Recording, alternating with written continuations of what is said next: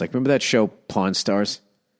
By the way, one of the most, like, just as far as just misrepresenting an industry, Pawn Stars, 100% just misrepresented all of that.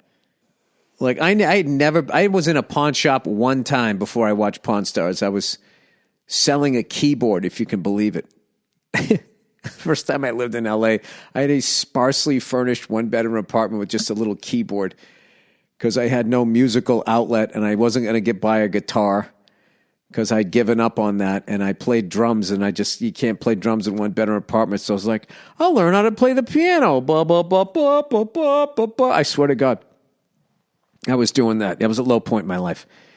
But I was too detached from my emotions to realize how pathetic my life was at that point. So anyway, I'm moving back to New York, and I'm selling all my shit, and lo and behold, nobody wants the Casio keyboard, and there was a pawn shop down the street.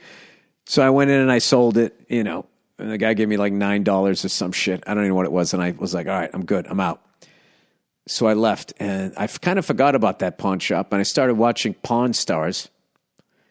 And when you watch that fucking show, you get this idea that you're going to go down there, and in that pawn shop is anything from a fucking numbers matching muscle car from the late 60s to a Super Bowl ring.